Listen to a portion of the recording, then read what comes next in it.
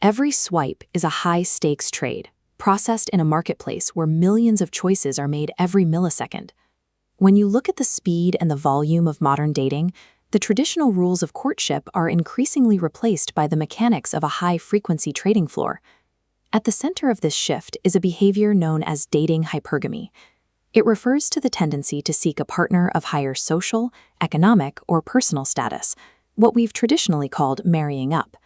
Historically, this wasn't about greed, it was about survival. In eras where women had little to no financial agency or the right to own property, choosing a partner with resources was the only viable way to secure a future for themselves and their children.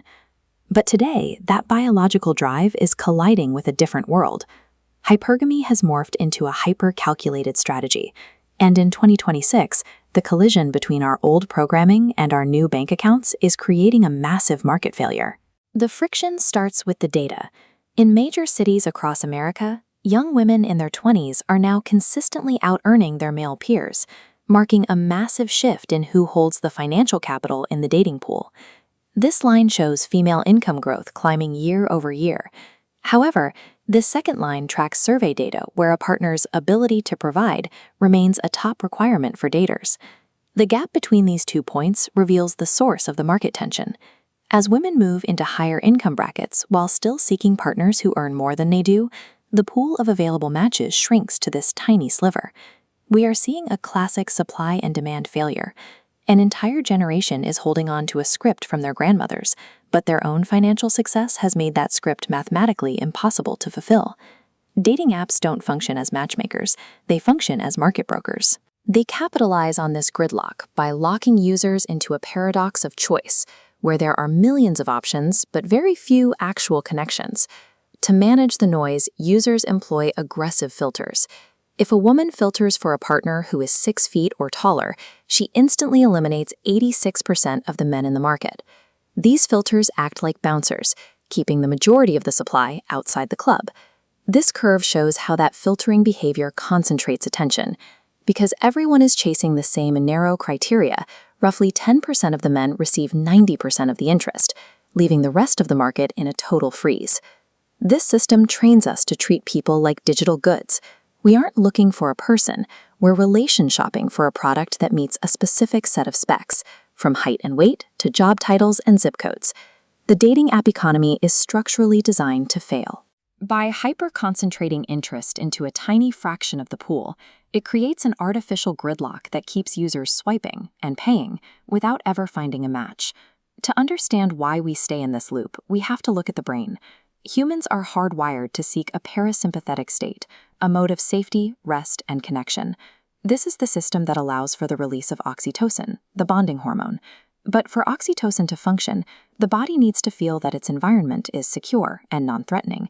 In our current society, money has become the ultimate proxy for that biological safety. A stable bank account indicates that the physical environment is taken care of. Modern hypergamy isn't just a preference for luxury, it is ancient biological programming using modern financial data to determine if a partner is a safe investment for the long term. In response to this volatile market, a new cultural movement has emerged, the Single Women's Emotional Commission, or the SEC.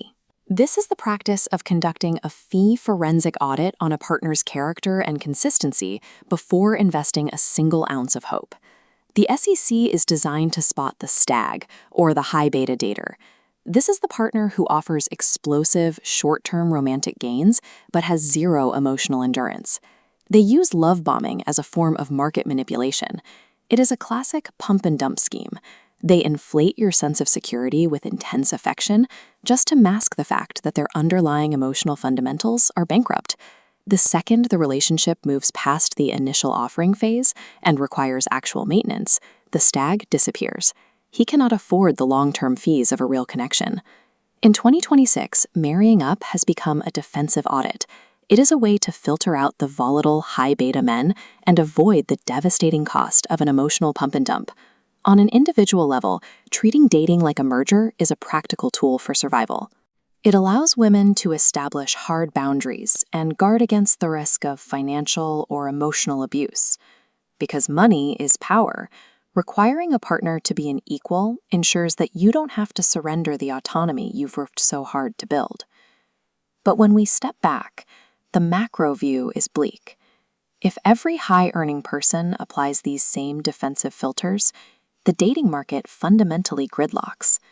We are watching a world of shifting wealth try to operate on biological scripts that are thousands of years old. The math is no longer adding up for anyone. This brings us to a difficult question. Is modern hypergamy an outdated script that reduces love to a spreadsheet? Or is it the only way to protect your worth in a broken economy? Let us know your thoughts in the comments.